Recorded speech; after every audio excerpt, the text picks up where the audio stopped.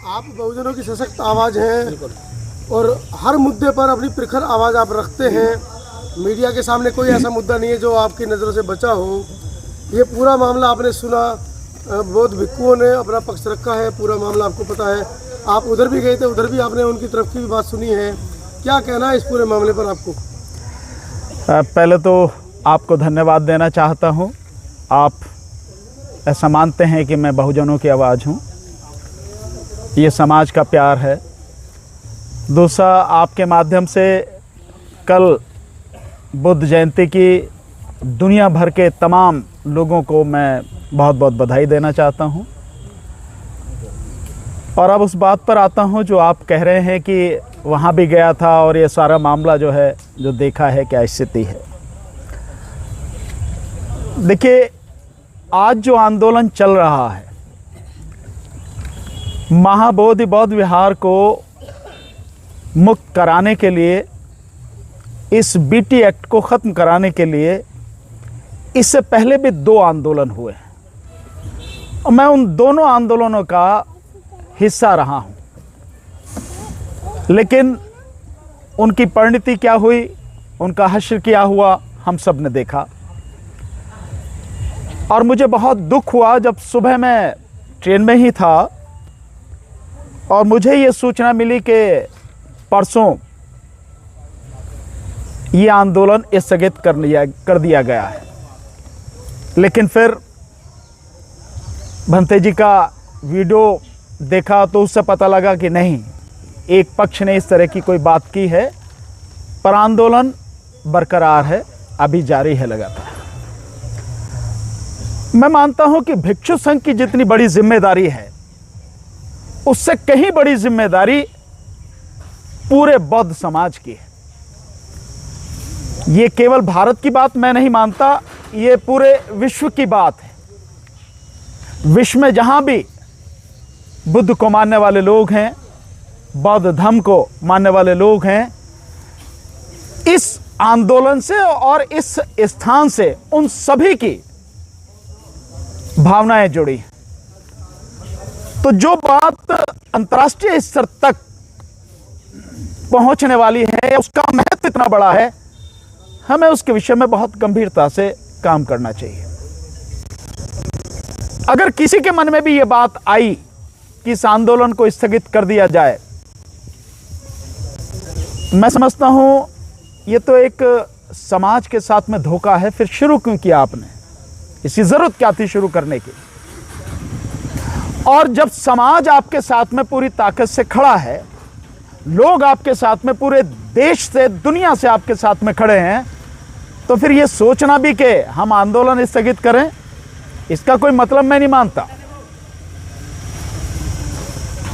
तो जो इतना बड़ा काम शुरू किया गया है, उसको अपने अंतिम लक्ष्य तक पहुंचाना, उसकी परिणति तक पहुंचाना, यह हम सबकी जिम्मेदारी है।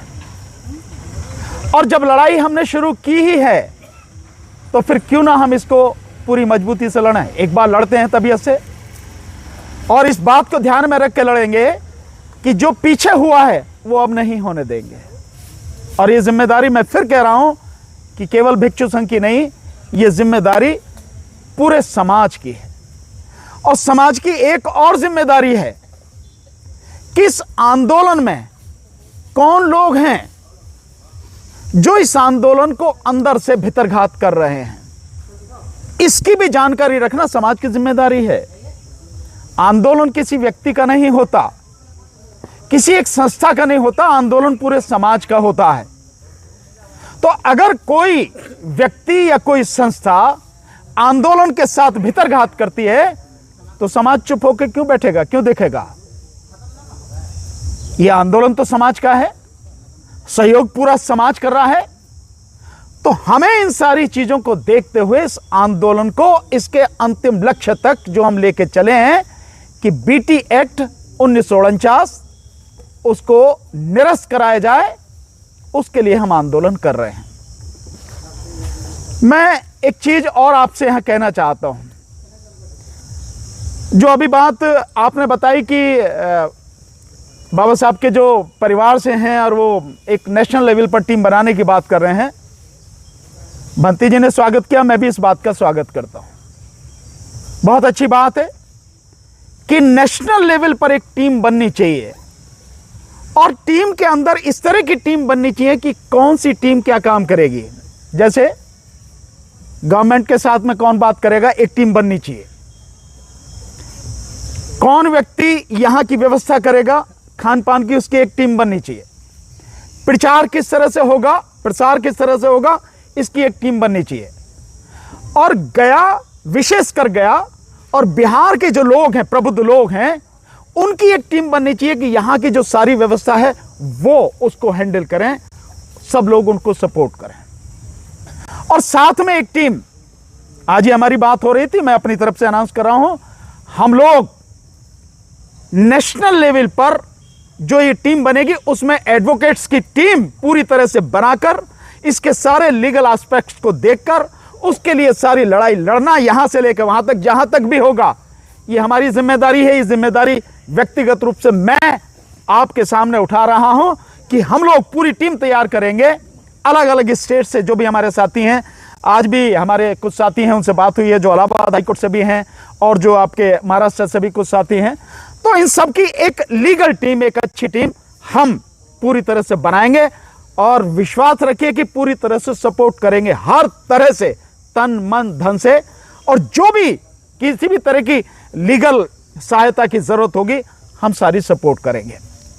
और एक टीम और मैं चाहूंगा, एक ऐसी टीम बनाई जाए जो समय के बीच में रहे और सबको देखे कि कौन कितनी ईमानदारी से काम कर रहा है और कौन किसके साथ में घात कर रहा है। और आंदोलन के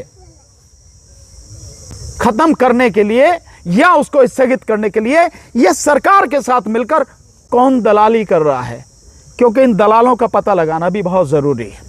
ये दलाल ही हैं जो इस पूरे आंदोलन को खत्म कर देते हैं। तो ये भी हम सबकी जिम्मेदारी है, मैं ऐसा मानता हूं।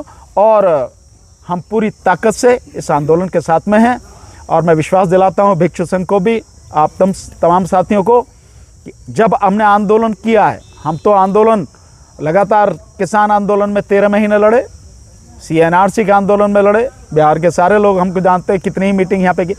हम पूरी ताकत से अब जब तक ये BT एक्ट खत्म नहीं होगा, हम इस आंदोलन के साथ में खड़े हैं। बातें वहाँ से शुरू होती है कि ये आंदोलन करना क्यों पड़ रहा है।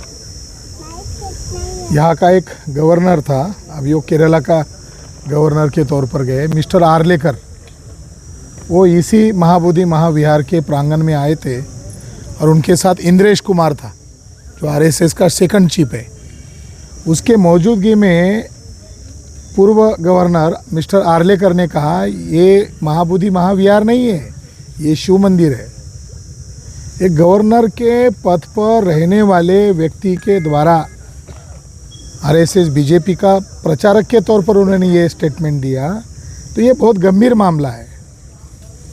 दूसरा इम्पोर्टेंट मामला ये है कि वहाँ BTMC के कर्मचारी हैं, वो दुबे, मिश्रा, वो लोग प्रचार कर रहे हैं ये 5 पांडव है, वो लोग प्रचार कर रहे हैं ये शिव मंदिर है। तो BTMC ये करवा रही है, ये बहुत बड़ी गंभीर बात है। BTMC हमारा जो एनिमी के तौर पर काम कर रही है, तो उसके साथ मीटिंग करना, उसके साथ वार्तालाप करना, उसको हमारी प्लानिंग बताना, ये किस आंदोलन के परिप्रेक्ष्य में बैठता है। और वो जो महंत है, कुछ लोग ऐसे भी हैं कि आंदोलन चल रहा है तो आप वहाँ चले जाना चाहिए, ये प्रचार कर रहे हैं कि वहाँ कोई ब्राह्मण के नियंत्रण में नहीं है। तो हमारे वकील साहब जो करे, घात करने का जो मामला है, वो घात करने का मामला ये भी है, भले ही इस आंदोलन में नहीं है वो, मगर ये मिस प्रोपेगेंडा जानबूझकर किया जा रहा है कि कोई ब्राह्मणों का कब्जा नहीं है। महंत कौन है? शैववादी ब्राह्मण है और उसके कोठी में सैकड़ों बुद्ध की मूर्तियाँ पड़ी हुई है, एक ढंग से बुद्ध को कैद करके रखा हुआ है। तो ये आंदोलन मुक्ति का आंदोलन है, किसी एक व्यक्ति विशेष का आंदोलन नहीं है। इस आंदोलन को उस उद्देश्य तक, उस लॉजिकल गोल तक लेकर जाना पड़ेगा, ये इस मौके पर कहना चाहता हूँ। भीमराव अंबेडकर ने जो आज ही बताया है नेशनल कमेटी के बारे में, आपकी क्या राय है नेशनल कमेटी के बारे में? अच्छी बात है। ये बहुत देर से ये प्रस्ताव आया है, ये शुरू से ही होना चाहिए था। और वकील साहब ने जो मापदंड बताए हैं उस मापदंड के अनुसार अगर होगा तो अंबेडकर साहब ने जो कहा है वो फिर उस ढंग से होगा। नेतृत्व के लिए तो कोई लड़ाई नहीं होगी नेशनल कमेटी में? हम ये कह रहे हैं कि वहाँ हमें पहुँचना चाहिए, इसके लिए भी लड़ाई नहीं होनी चाहिए। बीटी एक्ट निरस्त करने के लिए लड़ाई होनी चाहिए। हम सहमत हैं, नेतृत्व के लिए लड़ाई नहीं होगी।